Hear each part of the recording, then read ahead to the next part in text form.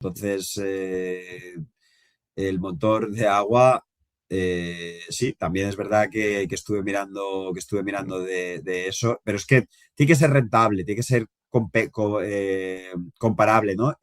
La única diferencia que hemos tenido con las baterías es que se ha financiado mucho, se ha apostado por eso y se ha financiado muchísimo, ¿no? Pero es que tienes que meterle muchísima inversión. Mm. Entonces, Vale, bueno, volviendo seguimos con los duelos. a la oferta, que es la clave, ¿no? Porque en todas las tesis de los commodities, como su nombre indica, son commodities, los tiene todo el mundo. El tema que depende de Mm. la demanda y de la oferta. ¿Qué es lo que pasa? Que cuando el precio sube, siempre sube porque hay más demanda que oferta. Entonces, como hay más demanda que oferta, tiene que subir el precio para buscar el precio de equilibrio donde se destruye algo de demanda para ser equilibrada a la oferta, ¿no? ¿Qué es lo que pasa? Que cuando sube mucho el precio del petróleo, incentivas a las petroleras a explorar y a producir más. Entonces, producen más, sube Mm. la oferta y en un momento determinado la oferta está por encima de la demanda. Entonces cae el precio. Entonces, cuando cae el precio del petróleo, que es lo que teníamos a principio de año, pues al revés, a la inversa. Se destruye oferta, se deja de invertir y entonces la demanda, que sigue creciendo poco a poco, vuelve a superar. Y es un poco el ciclo Ya. que el libro de capital, Retornos del Capital, es el mejor para entender el ciclo de cualquier commodity, ¿no? Entonces, en el petróleo, todas las commodities, lo que hay que entender es la oferta, entendiendo que la demanda va a crecer de manera en línea con el PIB, poco a poco, pero de manera constante, ¿no? Mm. ¿Qué es lo que ha pasado en la oferta? Si lo miráis aquí, y luego lo tengo en un gráfico mejor explicado, prácticamente nadie ha incrementado la oferta. Fijaros, Arabia Saudí desde el 2017, 10 millones de barriles diarios. En el 2026, 9, ha caído. Irak ha caído, por hablar de los más grandes, ¿no? Mm. 4,5. Irán, 3,8, también ha caído. Todo el mundo, si lo veis, todo el mundo ha caído. Entonces dices, ¿cómo es posible? ¿Quién ha suministrado ese petróleo? Ese petróleo lo ha suministrado Estados Unidos con la revolución del US Shale, ¿no? El Shell o Con el petróleo fracking, esquisto, con el fracking, ¿te fracking, refieres? correcto, el fracking en el 2015 se inventó y revolucionó la industria. De hecho, en la siguiente diapositiva está, ¿no? La OPEC, que son los mayores productores del mundo, sigue produciendo lo mismo que el 1998, creo que pone ahí. Y Joder. miraros lo que ha pasado desde el 2014 con Estados Unidos. Ha pasado de 6 millones de barriles diarios de producción a 14. Ha aumentado 10 millones de barriles. Cuando os he dicho que normalmente en el año se incrementa la demanda entre medio y 1 millón de barriles diario al año, ¿eh? Entonces, Estados Unidos literalmente se ha cargado el mercado de petróleo. Todo el control de la OPEC se lo ha cargado porque Estados Mm. Unidos ha salido con una tecnología revolucionaria que ha inundado el mundo de petróleo. ¿Qué es lo que pasa ahora mismo?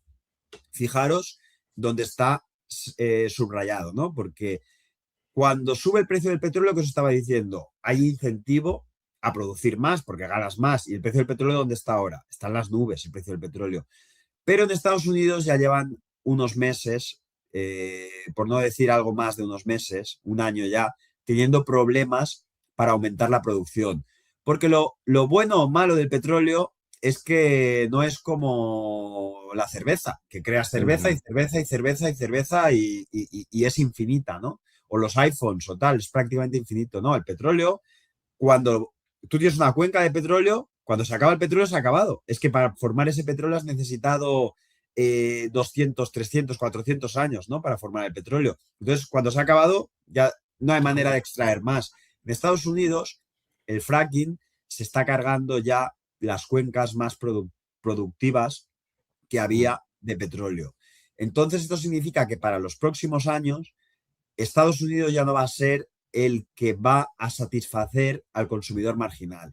El petróleo va a seguir subiendo, el consumo de petróleo, medio, 1 millón de barriles diarios, pero Estados Unidos probablemente decline y haya que existir otros mercados, otros players que satisfazan, que le den al mundo esa oferta, ¿no?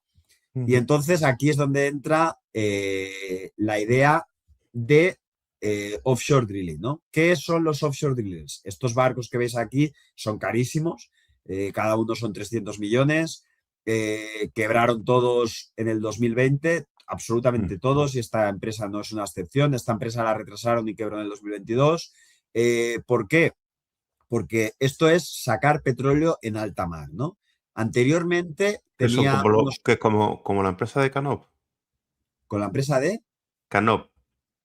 No, Canop era no. una empresa de transporte de petróleo. Yo creo que ellos ellos no tienen drillers, ellos tienen...